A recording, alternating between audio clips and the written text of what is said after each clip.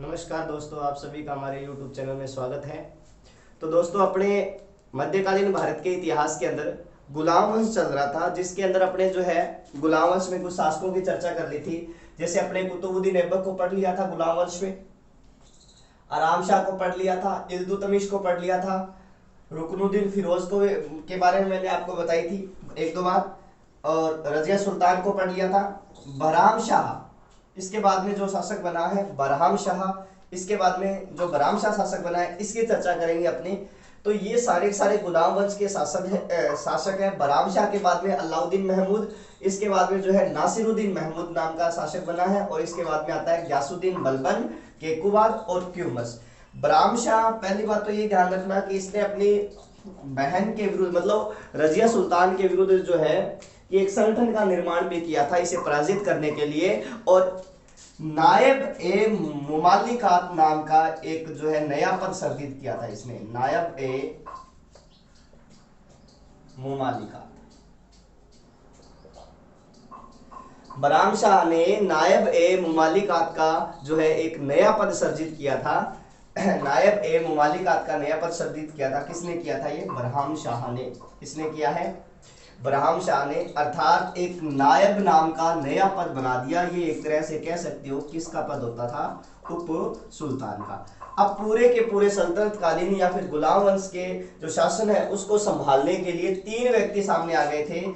एक तो खुद सुल्तान होता था। कौन होता? सुल्तान होता। एक वजीर होता। कौन होता? वजीर होता। तीसरा कौन सा? ये नायब होता था। नायब ए मुमालिकात नाम का एक नया पद सर्जित किया। तीसरा ये नायब होता था। किसके समय की बात है? बरहाम शाह के समय की बात है। इसके बाद में जो है अलाउद्दीन महमूद शासक बना है। बस इसका शासनकाल याद रखना, 1242 से लेकर 1246 ईस्वी।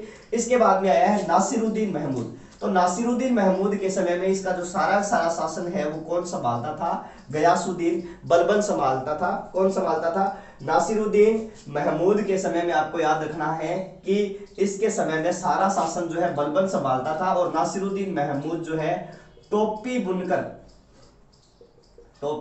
बुनकर अपना जीवन यापन करता था। इसे जिन इलाही कहा जाता है, अर्थात खुदा का बंदा कहा जाता है। किसको कहा जाता है? तो नासिरुद्दीन महमूद को। इसके बाद में शासक बना है जिसका नाम क्या है? ग्यासुद्दीन बलबन, और इसके बाद में केकुबाद और क्यूमस। अब हम चर्चा करेंगे किसकी? ग्यासुद्दीन बलबन की।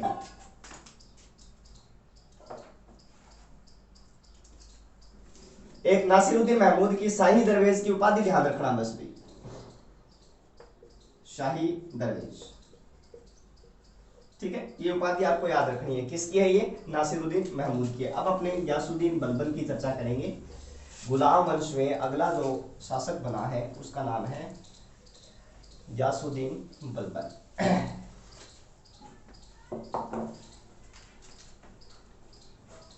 ग्यासुद्दीन बलबन, ठीक है। शासन मैंने आपको बता ही दिया, 1266 से लेकर 1287 ईस्वी तक माना जाता है। और इसके जो बचपन था बहाउद्दीन, किसके बचपन का नाम है ये? ग्यासुद्दीन बलबन के बचपन का नाम है बहाउद्दीन। तो इसके बारे में जो है तारीख फिरोजशाही के लेखक थे बर्नी इनके बारे में वर्णन करते हैं। बर्नी कहते हैं कि जो ग्यासुद्दीन बलबन आया, इससे पूर्व के जो राजा है ना, वो सारे के सारे जो है एक तरह से पूरे के पूरे सल्तनत कालीन शासन को क्या है कि बिगाड़ के छोड़ देते हैं। अर्थात सल्तनत काल का जो शासन है वो पूरा का पूरा सही ढंग से नहीं चल पाता है। पूरे राज्य के अंदर अनेक प्रकार के विद्रोह प्रारंभ हो जाते हैं। ठीक है, सुल्तान का भय खत्म हो जाता है। ये बात बर्नी लिखता है तारीख फिरोजशाही के अंदर कि सुल्तान का पूरे राज्य में भय खत्म हो गया, और पूरे राज्य के अंदर राज्य पूरा जितना भी राज्य था उस राज्य में पूर्व में जो है चारों ओर क्या फैल गई थी? अव्यवस्था फैल गई थी। जब ये शासक बना था, कौन है? तो बलबन शासक बना था। तब इसने जो है इस विद्रोह को दबाने के लिए एक अत्यंत कठोर और भयंकर नीति का अनुसरण किया था। उसका नाम आता है लौह एवं रक्त की नीति। जो भी विरोध करता है उस विरोध को दबा दिया जाए, किसी भी तरह से उस विरोध को दबा दिया जाए। लोहे एवं रक्त की नीति का अनुसरण किया था किसने? ग्यासुद्दीन बलबन ने। तो आपको ये बात विशेषतः ध्यान रखनी है कि ग्यासुद्दीन बलबन ने जो है या लोहे और रक्त की नीति जो है वो किसकी थी? ग्यासुद्दीन बलबन की थी। ठीक है, इसे जिन ए इलाही कहा जाता है, जिन ए इलाही, जिन ए इलाही कहा जाता है। जिन ए इलाही का मतलब हो गया कि खुदा का जो है प्रतिनिधि, ईश्वर का प्रतिनिधि। ये अपने आप को क्या मानता था? गयासुद्दीन बलबन अपने आप को कहता था कि मैं ईश्वर का प्रतिनिधि हूं और भगवान जो है, ईश्वर ने मुझे जो है यहाँ इस धरती पर शासन करने के लिए भेजा है, अर्थात पूरे के पूरे शासन को, राज्य को संचालित करता। तो वो बलबन जो है वो ईश्वर के रूप में ही जो है संचालित करता। सुल्तान जो है वो ईश्वर का प्रतिनिधि है।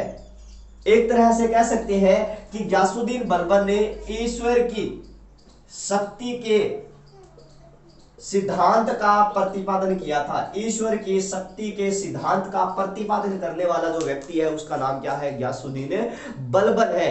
ठीक है, एक तो उपाधि ये ध्यान रखना जिन ए इलाही, और दूसरी उपाधि उल्लुंग खां की याद रखनी है आपको। दूसरी उपाधि जो है वो कौन सी है? उल्लुंग खां। ठीक है, अर्थात महान व्यक्ति कहा जाता है। किसको कहा जाता है? गयासुद्दीन बलबन को कहा जाता है। महान व्यक्ति कहा जाता है गयासुद्दीन बलबन को। और एक ध्यान रखना, जो बर्नी है, बर्नी से जनता का पिता, बर्नी जो है, बर्नी से जनता का पिता और खुफिया कातिल कहता है। बर्नी जो है वो गयासुद्दीन बलबन को जनता का पिता और खुफिया कातिल कहकर संबोधित करता है, जो है गुलाम वंश का शासक है, जिसका नाम क्या है? गयासुद्दीन बलबन। तो ध्यान रखना है, जितनी बातें मैंने आपको बताई है पहले वो ध्यान रखना कि गयासुद्दीन बलबन शासनकाल है 1266 से 1287। इसकी एक उपाधि है जिसका नाम क्या है? उल्लुंग खां। इसके बचपन का नाम है बहाउद्दीन। इसे जिन ए इलाही जो है कहा जाता है, अर्थात ईश्वर का प्रतिनिधि। खुद अपने आप को ईश्वर का, या सुल्तान को ईश्वर का क्या मानता था? ये प्रतिनिधि मानता था। इससे पूर्व जो है बर्नी ही लिखता है कि पूरे राज्य में अव्यवस्था फैली हुई थी। इसने इस अव्यवस्था को खत्म करने के लिए लोहे एवं रक्त की नीति का अनुसरण किया था। ये ईश्वर की शक्ति के सिद्धांत को प्रतिपादित किया था इसने। और बर्नी जो है इसे जनता का पिता और खुफिया कातिल कहकर क्या करता है? संबोधित करता है। खुफिया कातिल कहकर संबोधित करता है। इसके अलावा आपको जो है गयासुद्दीन बलबन में और क्या याद रखना है कि जो गयासुद्दीन बलबन है, गयासुद्दीन जो बलबन है, इसके समय में आपको याद रखना है कि इसने जो है एक तो नवरोजा उत्सव मनाना प्रारंभ किया था। उत्सव मनाना प्रारंभ किया। नवरोजा उत्सव बनाना, नवरोजा उत्सव जो है एक तरह से क्या है कि ये ईरानी उत्सव है, ईरानी त्योहार है। इसके अनुसार आपको क्या याद रखना है कि जो ये ईरानी त्योहार है ये हिजरी संवत के, किसके? हिजरी संवत के प्रथम माह, ये हिजरी संवत के प्रथम माह के या फिर एक तरह से नव वर्ष के आगमन पर जो है ये नवरोजा उत्सव जो है वो इसने क्या किया था? प्रारंभ किया था। ठीक है, दूसरी बात आपको इसमें याद रखनी है कि गयासुद्दीन बलबन ने सिजदा प्लस पाबोस दो प्रथाओं का प्रारंभ किया था। सबसे खतरनाक प्रथाएं थी ये दोनों, भी बहुत खतरनाक प्रथा ही, इतनी खतरनाक की कि सारंग, अगर विशेषतः बात करा, राजपूतों की आन बान शान को ठेस पहुंचाने के लिए और अन्य जो इसके अधीन शासक थे उनको ठेस पहुंचाने के लिए इसने ये प्रथाएं जो है वो प्रारंभ की थी। अब सिजदा जो है, सिजदा क्या होता था कि शासक को या सुल्तान को झुककर क्या करना था? प्रणाम करना। सुल्तान को झुककर प्रणाम करना, ये प्रथा कौन सी कहलाती थी? सिजदा प्रथा कहलाती। दूसरी पाबोस, झुककर प्रणाम तो करना ही करना है, उसके बाद में शासक के पैरों पर गिरकर उसे प्रणाम करके उसके पैरों को चूमना। किसके? सुल्तान के पैरों को चूमना। ये दो प्रथाओं का प्रारंभ किया था। किसने किया था? गयासुद्दीन बलबन ने किया था, सिजदा और पाबोस। ठीक है, तो क्या क्या याद रखना है? एक तो नवरोजा उत्सव बनाना प्रारंभ किया जो हिजरी संवत के जो है प्रथम माह। ठीक है, रजब होता है क्या? रजब, उसमें जो है उसके आवागमन पर जो है ये उत्सव मनाया जाता था। सिजदा और पाबोस दो प्रथाएं प्रारंभ की थी। सुल्तान, सिजदा का मतलब होता है सुल्तान को झुककर प्रणाम करना और सुल्तान के पैरों को चूमना, वो क्या कहलाता है? पाबोस प्रथा कहलाता है। तो ये आपको ध्यान रखना। अब कुछ एक बातें जो है इसकी प्रशासन से संबंधित है, या राज्य का जो सिद्धांत है वो थोड़ा सा याद रखना आपको। राज्य के सिद्धांत में आपको क्या याद रखना है कि जो गयासुद्दीन बलबन है, इस गयासुद्दीन बलबन को जो है इसने क्या किया, राज्य के सिद्धांत में एक तो मैंने आपको बता ही दिया, क्या माना, देविया या फिर ईश्वरीय माना। सुल्तान जो है वो इसको, सुल्तान जो है ईश्वर का प्रतिनिधि है, तो अर्थात एक तरह से कह सकते हो कि इसने अपने राज्य का क्या किया था, पुनर्गठन किया था।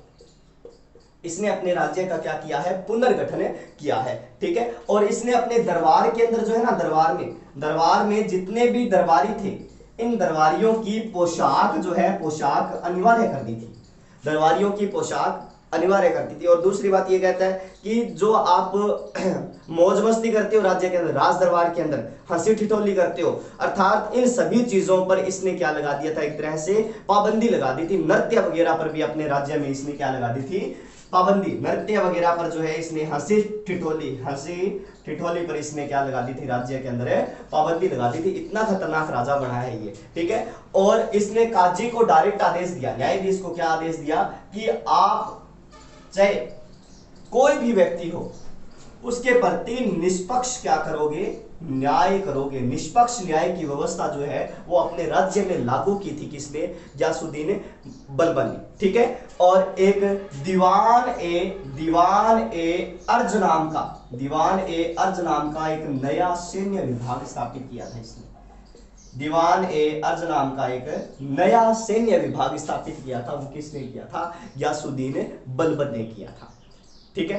तो ये है भी आपके सामने गयासुद्दीन बलबन। गयासुद्दीन बलबन के बाद में मैंने आपको बताया था कि कौन, केकुबाद, और केकू के बाद में मैंने आपको बताया था क्यूमर्स जो है वो यहाँ का शासक बनता है। केकुबाद के बाद में क्यूमर्स यहाँ का राजा बनता है, गयासुद्दीन बलबन, इसके बाद में केकुबाद, इसके बाद में कौन शासक बनता है, क्यूमर्स शासक बनता है। और जो केकुबाद है और क्यूमर्स है, इसी के दरबार में थे जिसका नाम था खिलजी वंश के संस्थापक जलालुद्दीन खिलजी। कौन थे, जलालुद्दीन खिलजी। तो जलालुद्दीन खिलजी जो है, ये जलालुद्दीन खिलजी क्या करते हैं कि इनकी क्या कर देते हैं, दोनों की हत्या कर देते हैं और एक नए राजवंश की नींव रखते हैं जिसका नाम क्या था, खिलजी वंश। खिलजी राजवंश की क्या रखते हैं, नींव रखते हैं। तो आपका जो है पहला राजवंश जो था गुलाम वंश, वो यहाँ पर क्या होता है, समाप्त होता है। जिसमें प्रमुख शासकों की अपने चर्चा की थी, वो मैं आपको बता देता हूँ। गुलाम वंश ने हमने सबसे पहले पढ़ा था किसको, कि कुतुबुद्दीन ऐबक को पढ़ा था, इसके बाद में इल्तुतमिश को पढ़ा था, इल्तुतमिश के बाद में मुख्यतः बता रहा हूँ आपको, रजिया सुल्तान को पढ़ा था। रजिया सुल्तान के बाद में हमने किसके बारे में चर्चा की थी, तो रजिया सुल्तान के बाद में अपने जो प्रमुख राजा के रूप में आया है वो कौन आया है, गयासुद्दीन बलबन आया है, इसके बारे में चर्चा की थी। तो ये बातें आपको याद रखनी है। और अंतिम शासक जो था इसका नाम क्या था, क्यूमर्स, और इनकी जो हत्या करके जलालुद्दीन खिलजी नए राजवंश की नींव रख देता है जिसका नाम क्या था, खिलजी वंश। और खिलजी वंश अपनी थोड़ी सी चर्चा कर लेते हैं खिलजी वंश के बारे में भी।